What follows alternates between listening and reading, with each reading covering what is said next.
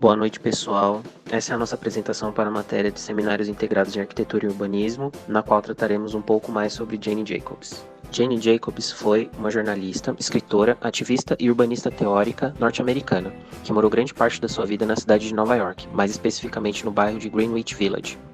Jane foi casada com o arquiteto Robert Jacobs Jr., e mesmo falando com maestria sobre a dinâmica urbanística da cidade, nunca foi formada em arquitetura e urbanismo.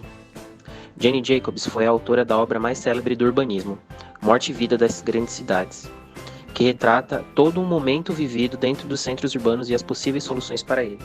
Jane Jacobs desenvolveu seu olhar sobre a cidade em um período bem agitado da história americana. O carro ganhava cada vez mais espaço dentro da cidade, sendo construídas grandes vias e rodovias para atender a essa crescente demanda. As tecnologias construtivas da época permitiam prédios cada vez mais altos e que tomavam espaço de prédios históricos e pequenas casas. A população de baixa renda era expulsa dos grandes centros por conta da especulação imobiliária e compra em massa de terrenos, e jogada em cortiços ou habitações de interesse social nos subúrbios. A criminalidade era elevada e os conflitos raciais estavam em seu auge.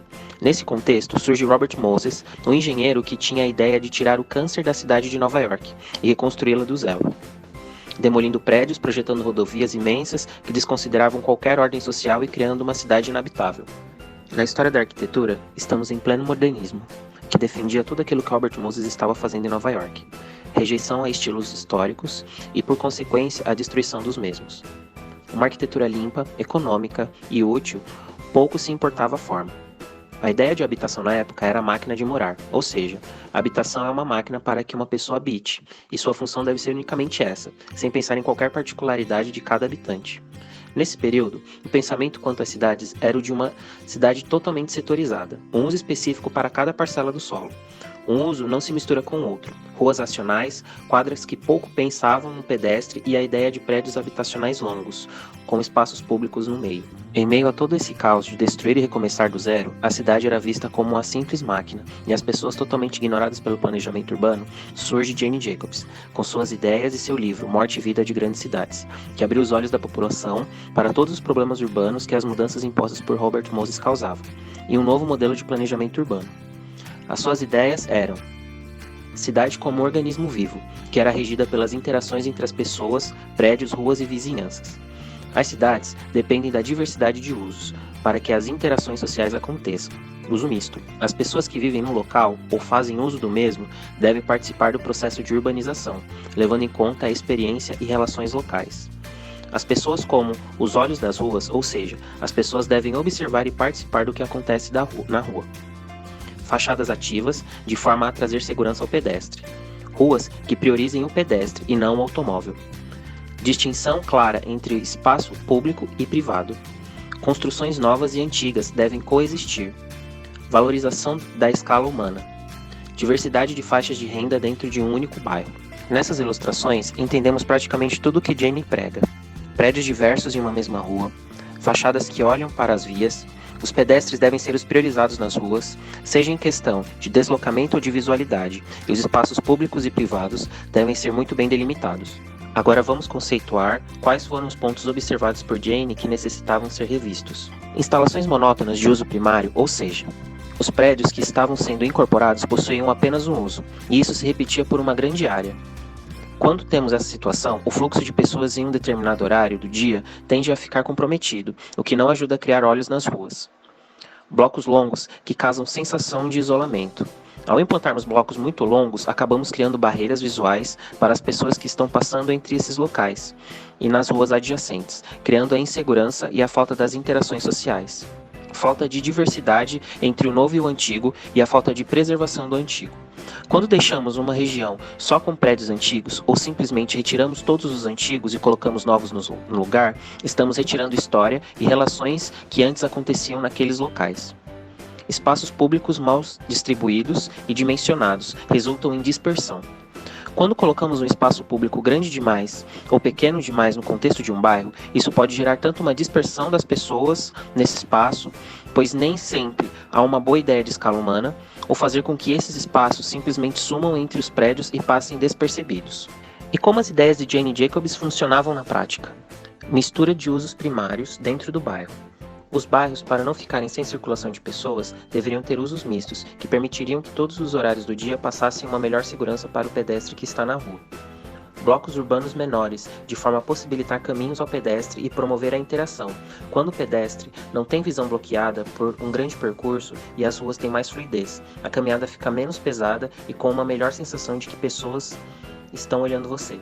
Diversidade de idades de construções e variedade de faixa de renda. Dessa forma, freamos um pouco o processo de gentrificação e simplesmente não passamos uma borracha na história da cidade. Prédios de tamanhos diferentes, sem padrões e com grande densidade. Jane defendia que deveriam sim existir prédios maiores, entretanto, não defendia que fosse formado um grande paredão de prédios, de forma que o pedestre perdesse sua escala.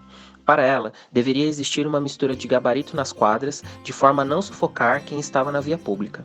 Embora Jane reconheça que a densidade por si só não produz comunidades saudáveis, ela ilustrou por meio de exemplos concretos como densidades mais altas geram uma massa crítica de pessoas que é capaz de sustentar comunidades mais vibrantes.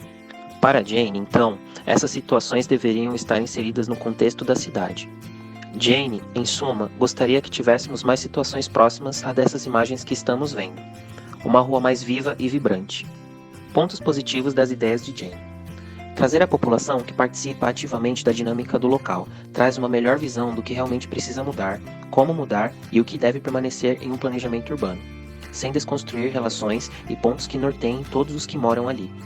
A proposta de usos mistos traz aos bairros uma dinâmica mais expressiva, pois a rua nunca ficará sem seus olhos, além de melhorar o deslocamento urbano, tendo em vista que as pessoas precisam se deslocar em distâncias menores para conseguirem realizar suas tarefas diárias.